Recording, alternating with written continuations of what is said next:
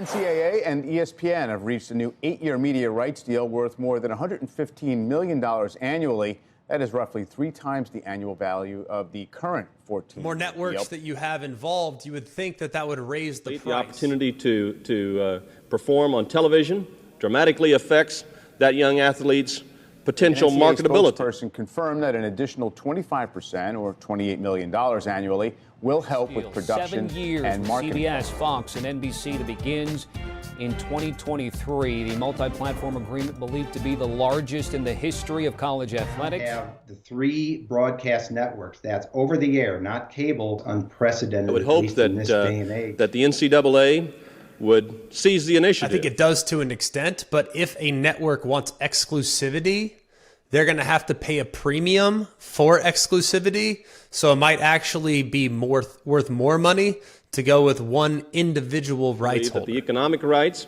and other basic individual rights of student athletes and of coaches across this country are at stake.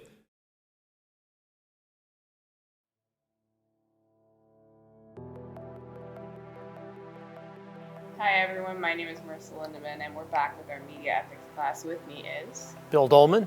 Bill, thank you for joining us today. Thanks for having me. Well, it's important, I think, for colleges and universities certainly to get their message out, and part of getting that message out is also marketing.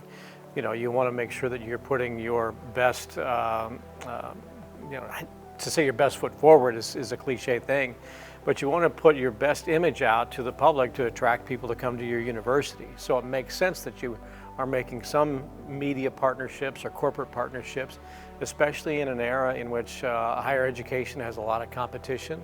Now, higher education and universities are having to compete in the marketplace to attract students, and if they can do so by developing partnerships with the media and marketing entities and corporate entities, that's what they have to do to maybe survive in some instances. Are there any ethical dilemmas that come from this sort of partnership? Well, I think there certainly can be. You always have to be cognizant of what's the message and what are the interests of those who are investing in any entity, whether it's higher education or it's a sports franchise or a broadcast entity. Are they partnering up with you for your best interests, or are they partnering up with you for their best interests, bettering their image and getting their message out and trying to control the narrative? Then that may not necessarily be healthy. And if that money comes with the dictates that this is how you're going to conduct your business, this is the way you're going to instruct students, this is the way you're going to operate your athletic department or whatever department there is on campus, if the institution takes the money under those parameters and those guidelines and rules or mandates, is that healthy? Maybe not. If the institution says we are still going to maintain our purpose, our mission, and that may come with a much broader spectrum of messages and instruction and opportunities, you know, if they can stick to that, then I think it could be a healthy partnership. You said the phrase like control the narrative, and that caught my attention. How does this affect journalistic integrity, at least on the broadcast side? When you see the corporate dollars that are sponsoring or advertising on network television news, whether it is what is perceived to be left-wing news organizations, right-wing news organizations, that I think is very telling. You know, whatever your views are on COVID-19 and the vaccines and what the message was at the heart of the pandemic and what it is now that we've gone, you know, a few years past that, when you see that the vast majority of news and sporting events have pharmaceutical companies as their chief advertiser, that says something. When you take a look at the US Open tennis tournament, a couple of years ago, I think it was 2022, Novak Djokovic is the #1 player, not just in the world, but perhaps of all time. And he has steadfastly been resolute in saying that in his best interests, he was not going to get vaccinated. And in 2022, when things with the pandemic were starting to wane a little bit and we were starting to come out of it more and more, Djokovic was not allowed into the United States. When there were international, there's international travel back and forth all the time, and you can't say everybody was vaccinated or not. But here's the #1 tennis player of all time is not allowed to fly into New York City and play on an open tennis court. It's interesting. But it's also interesting, maybe, or more telling, when one of the main sponsors of the U.S. Open is Moderna. And it all culminated when he won the U.S. Open Championship, and the shot of the day promotion, sponsored by Moderna, was Novak Djokovic. You take a look at that and you just think, this is just a very interesting time to see how much money there is and what the messages are, and was Djokovic right in his personal views? You can't say he's wrong because that's what he believes. Can you say that the vaccines are wrong? Who knows? History's going to dictate that. But to see so much money kind of determining how things are going to play out and who gets the attention and what the message is, yeah, I think that there's a control of narrative. Are there any conflict of interest like that here in our home institution with the Huskers? I think when you take a look at the University of Nebraska and the athletic department, for example, and Pepsi has been a long-standing sponsor of Nebraska athletics. It's been the official soft drink of Nebraska athletics for probably over 25 years. Does Pepsi have any dictates or mandates on how the business operations of the University of Nebraska athletic department are? I doubt that. You just don't have Coke machines on campus, right? This is a Pepsi school. Same thing with Adidas versus Nike. This is an Adidas school. But I don't get the sense that when you have those types of corporate dollars coming in, that they are necessarily dictating on how the athletic department is going to operate. But certainly when you have donors and you are trying to bring in people who are going to help fund departments or fund scholarships or certainly build buildings on campus, what do they want in return for that? Do they want a say in who the new athletic director is? Do they want a say in who the new president is?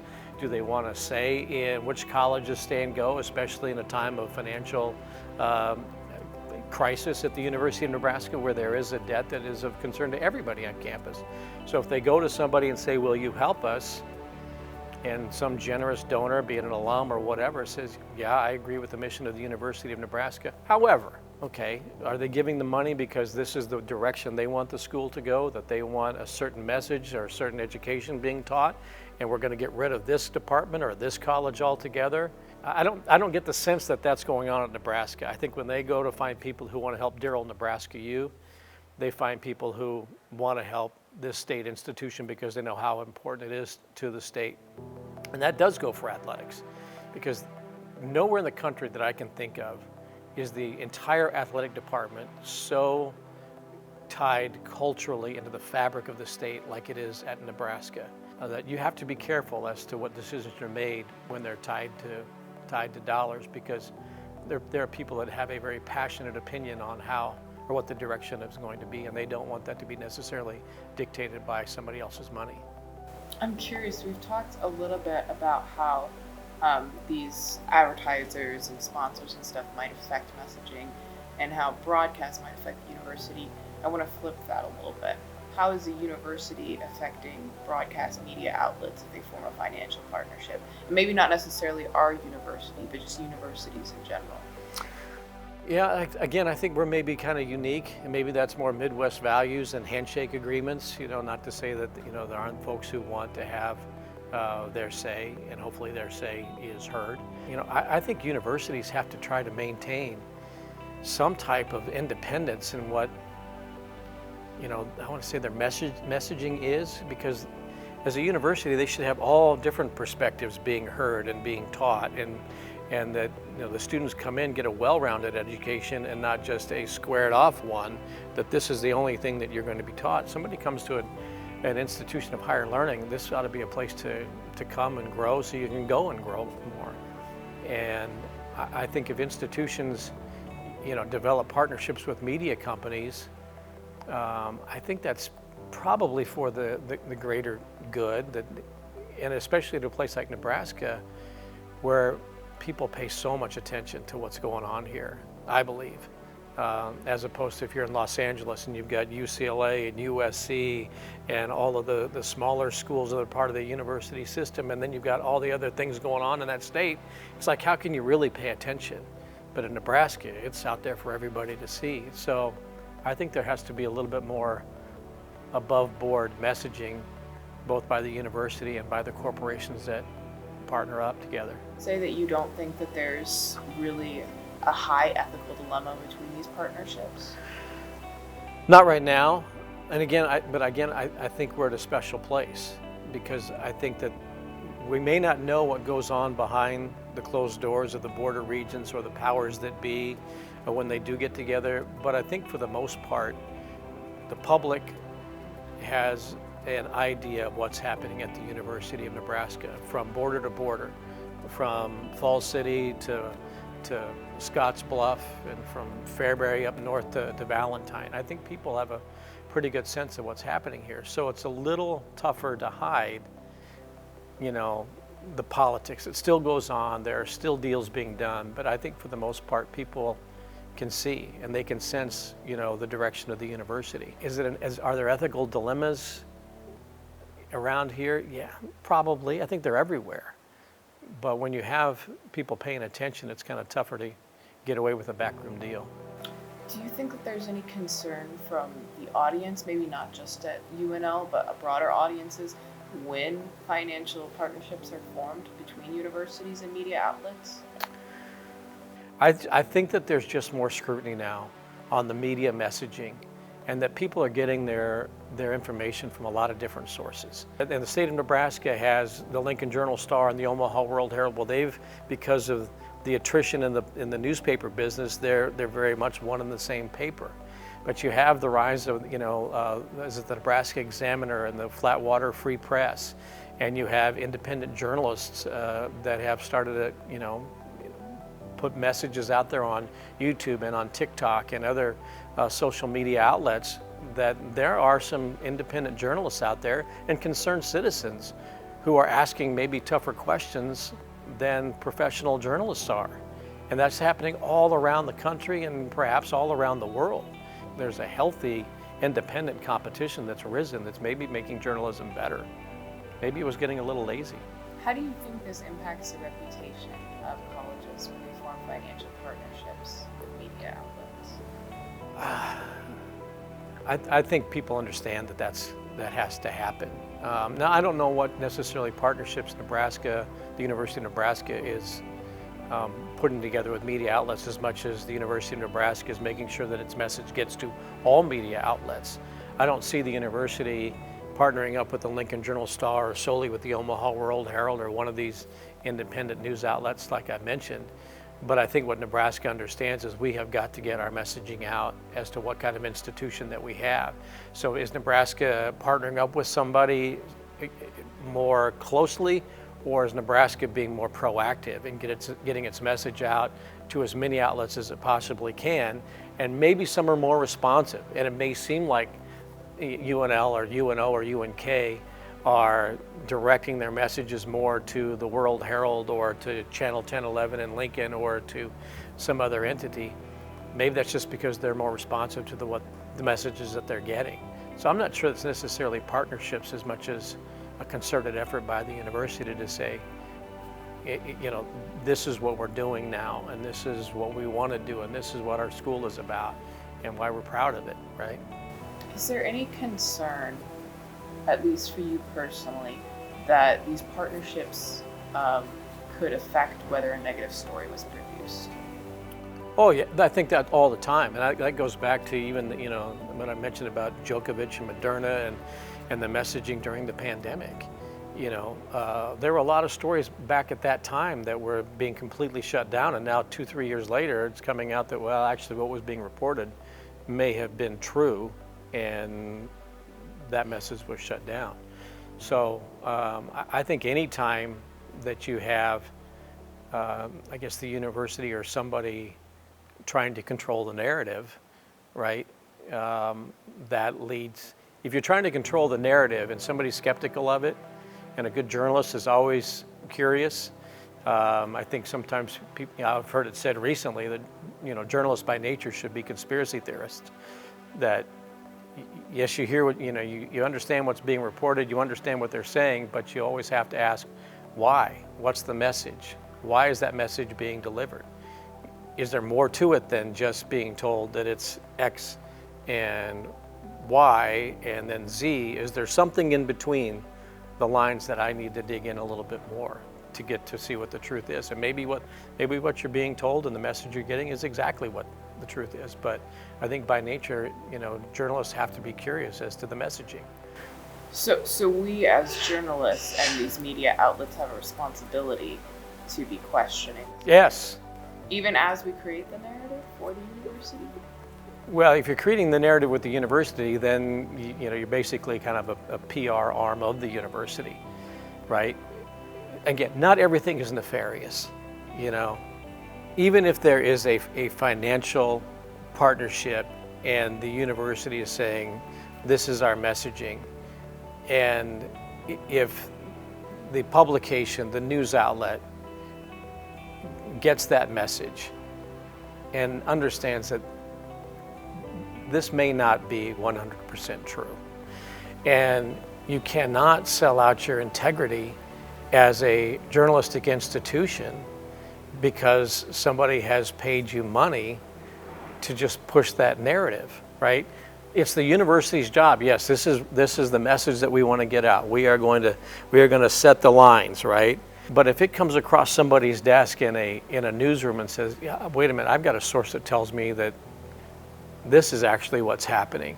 Now, maybe because of the partnership you say, look, we know what you have said is what you want to say, but this is not true.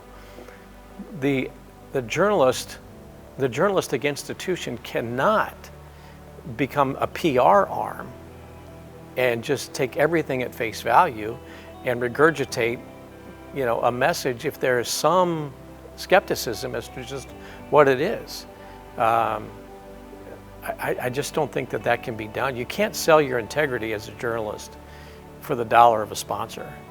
When you do, then you're going to end up bankrupt. So how do they maintain that credibility if they do have an active financial partnership with the university? I think in part by being honest, and saying, look, we understand this is the message that you want out, but this just is not jiving with what the truth and the facts are. And this is the story that we have uncovered, that we understand, and this is what we know it to be. And we cannot change just because we have some type of partnership here, whether it's advertising dollars or whether it's some type of paid promotional announcements that maybe the university or some institution of higher learning has with in an industry that needs the money. I mean, let's face it, newspapers and broadcasting and all that, they need the money. But again, if you sell your soul to that and you're willing to publish information that is not true, then you are eventually going to go bankrupt yourself because people aren't going to trust the message. And I tell my students, look, you have the right to write. That's guaranteed in the Constitution. You do not have the right to be wrong. Because if you do that, it will cost you your integrity, it will cost you the trust of the public, and it could also cost you financially. And there are many news organizations in the last few years that have gone with a narrative, it turned out to be untrue, and it has cost them tens, if not hundreds of millions of dollars because they pushed a narrative that was wrong. So if you have some type of partnership with an entity, a college of an institution of higher learning, and they're pushing out a false narrative, and there's something that is just factually not true, and you have true journalists on your staff. So I have created narratives, and I have reported, I've done journalistic work, I get all three, but oftentimes in the sports realm, you are you're selling a story, you're selling a storyline, and you want people to watch your game, and the advertising dollars that are involved, and you may know the way certain companies do their business, and you may or may not agree with it, but you're out there to do a job and do it to the best you can, and hope the audience enjoys it. but there are ethical dilemmas that I think come up in every journalist and reporter's and announcer's career, where you've got to make a decision. How are you going to approach it? And sometimes you compromise a little bit, and I've done that. That's why I say there are people who create it, who are creators of narrative, and that's just because it's the way, the business has to be done at that particular time.